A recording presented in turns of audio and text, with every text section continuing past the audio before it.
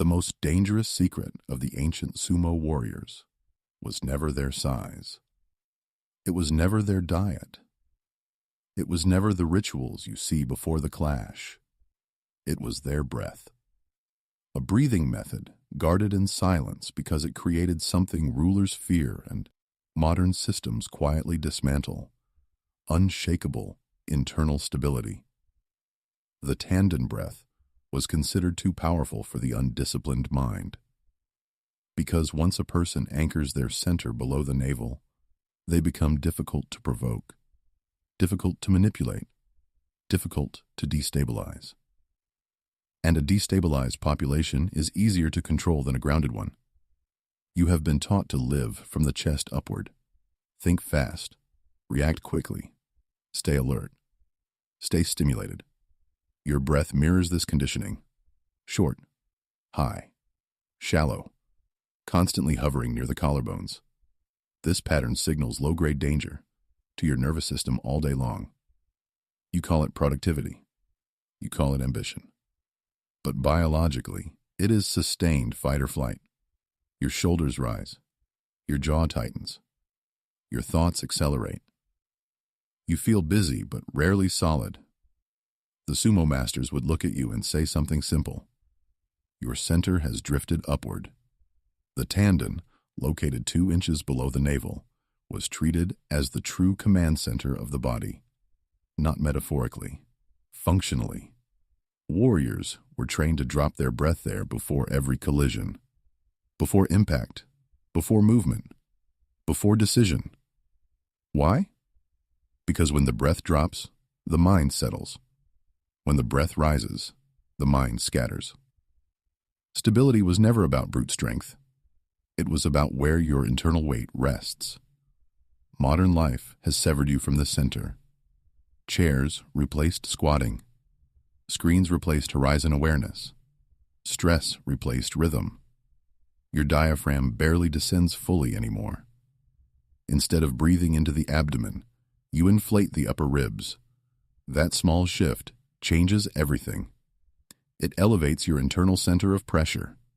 It reduces spinal stability. It weakens vagal tone. It increases cortisol sensitivity. You may appear functional, but under pressure you sway. Emotionally, physically, mentally. Here is the warning. Once you relearn how to breathe into the tanden, you will begin noticing how unstable most people are.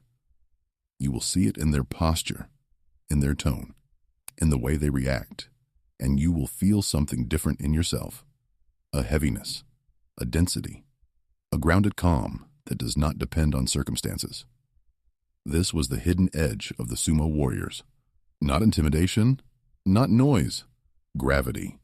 In the next part, you will understand why modern biology confirms exactly why this forgotten center changes everything. Your instability is not a personality flaw. It is a breathing error reinforced for years. When your breath lives high in the chest, your nervous system interprets the world as slightly unsafe, not catastrophic, just subtly threatening. That subtlety is what makes it dangerous, because it becomes normal. The sympathetic nervous system remains partially activated. Cortisol circulates at levels slightly above baseline. Your heart rate stays mildly elevated. Muscles around the neck and shoulders overwork to compensate for a diaphragm that barely moves. You feel tense and tired at the same time. This is the crisis of the disconnected core. When the diaphragm fails to descend fully, intra-abdominal pressure remains weak. That pressure is your internal support column. It stabilizes the spine, supports posture, and signals structural integrity to the brainstem. Without it, the body compensates upward. The chest expands excessively, the shoulders tighten, the neck stiffens. You become top-heavy, not just physically, but neurologically. And when pressure hits, conflict, deadlines, confrontation, your breath rises even higher. Reaction replaces response. There is also the vagus nerve, the primary parasympathetic pathway connecting your brain to your heart, lungs, and gut. Deep abdominal breathing gently stimulates this nerve. Shallow chest breathing does not. When vagal tone decreases, emotional regulation weakens. Small stressors feel amplified. You become more reactive, more defensive, more easily shaken. This is not weakness. It is physiology. Your body has simply been trained into the wrong default. Modern culture accelerates this imbalance. Constant notifications fragment your attention. High-intensity stimulation keeps adrenaline cycling. Even exercise, when performed with chest breathing and no recovery regulation, reinforces sympathetic dominance. You are told to push harder, move faster, elevate your energy. Rarely are you told to lower it, to sink it, to build from the bottom instead of the top. The sumo masters understood something simple but profound. Power without grounding collapses under impact. They trained warriors to breathe low before stepping into the ring, not as ritual, but as nervous system preparation. When the center drops, the body organizes around it. Balance improves. Reaction slows just enough to become controlled. Presence thickens. The opponent feels it before the first contact. Right now, your baseline may feel normal, but normal is not optimal. If someone were to gently push you while standing casually, would you remain solid or subtly sway? That sway reflects internal organization. The sumo breathing technique restores the missing ballast. It rebuilds the lower center so that stress does not automatically lift you into tension. In the next part, you will see exactly how this works at the cellular and neurological level, and why ancient wisdom aligns precisely with modern science, what the ancient warriors called the Tanden. Modern neuroscience now recognizes as a powerful regulatory zone driven by diaphragmatic control and vagal signaling. When you breathe deeply into the lower abdomen, the diaphragm descends like a piston. This descent increases intra-abdominal pressure, stabilizing the spine from within. But more importantly, it stimulates the vagus nerve, the primary pathway of your parasympathetic nervous system. That stimulation sends a message to the brainstem: the environment is safe. Safety is not emotional, it is neurological. When vagal tone increases, heart rate variability improves. Cortisol output begins to normalize. The amygdala reduces its threat reactivity. You become less impulsive, less reactive, more measured. This is not mindset training. It is mechanical signaling through breath depth and rhythm. Slow nasal breathing also increases nitric oxide production, improving oxygen efficiency and vascular dilation. Combined with extended exhalation, it raises carbon dioxide tolerance. Higher CO2 tolerance reduces panic sensitivity. Your body becomes harder to alarm. At approximately 5 to 6 breaths per minute, respiratory rhythm synchronizes with cardiovascular oscillation, creating resonance that enhances autonomic balance. The sumo masters did not speak of resonance frequency or BDNF expression, yet they trained it daily through breath pacing anchored below the navel. Think of the abdomen as ballast in a ship. If weight sits high, the vessel tips easily. If weight sits low, it remains stable in rough water. The diaphragm regulates that ballast. When breath remains high, you are neurologically top-heavy. When breath drops, you create internal gravity. This is why the Tanden was guarded. It transforms breath into structural authority.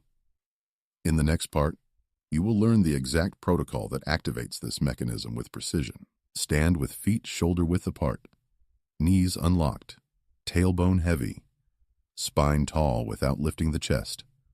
Place the tongue lightly against the roof of the mouth to ensure nasal breathing. Relax the jaw. Let the shoulders hang. Now shift attention 2 inches below the navel. This is your center. Inhale through the nose for 4 seconds, expanding the lower abdomen first. The belly moves outward in all directions, including subtly into the lower back. The chest remains quiet. If the shoulders lift, reset. At the top of the inhale, hold gently for 2 seconds while lightly engaging the pelvic floor. This creates internal pressure and stabilizes the core. Then exhale through the nose for 6 seconds, longer than the inhale. Let the abdomen draw inward, gradually, without collapsing posture. Pause 2 seconds at the bottom. Feel the stillness. This creates a 12-second breathing cycle, approximately 5 breaths per minute. Practice for 5 minutes twice daily. Silence is essential. The breath should be controlled and nearly inaudible. Micro adjustments matter. Expand the ribs laterally, not forward. Maintain spinal height during exhale. Do not rush progression. The extended exhale trains parasympathetic dominance. The brief holds train CO2, tolerance and neural control. After 1 week, begin applying this breathing under mild stress. Before responding to conflict. Before lifting weight. Before entering important conversations. The goal is automatic grounding. When pressure appears, the breath drops instead of rising. In the next part, you will see how this repetition reshapes your baseline state over time. Within 24 hours, you will notice reduced muscular tension in the neck and shoulders.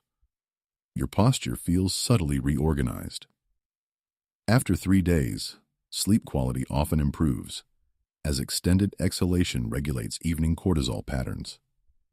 You wake steadier, less agitated.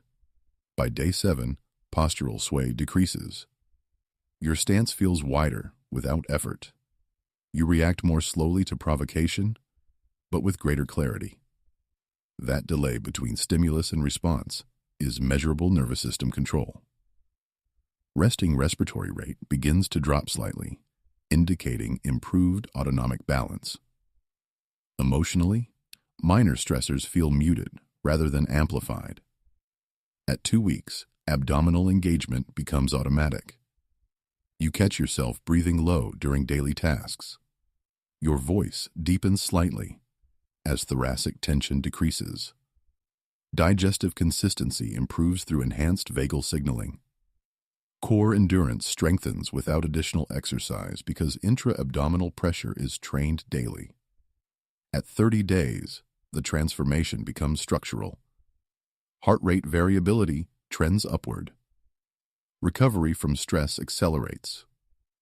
During confrontation, your chest no longer spikes upward immediately.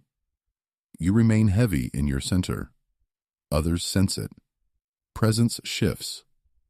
You are not calmer because you try harder. You are calmer because your biology has reorganized. Stability is no longer performance. It is default. In the final part, you will face the choice that determines whether this knowledge becomes power or remains theory. You now understand the mechanism. You know the protocol. You know the timeline. The remaining question is discipline. 7 days, 5 minutes morning, 5 minutes night. No variation, no modification. Just precise Tanden breathing. This is your initiation. Resistance will appear. The mind will wander. The chest will try to lead. That is old conditioning. Gently return the breath to the lower center again and again. Each repetition strengthens neural pathways associated with grounding and control. Over time, the breath will drop automatically under stress. That moment marks transformation. A grounded individual is difficult to destabilize, harder to provoke, harder to rush into poor decisions. Internal gravity changes how you move and how others respond to you. This is not aggression. It is structural authority. The ancient warriors understood that before physical dominance comes internal alignment. Stand now. Feet grounded. Inhale low. Hold. Exhale longer. Pause. Feel the weight settle beneath the navel. That density is power. Build it daily. Protect it under pressure. When chaos rises around you, you will not rise with it. You will sink into stability.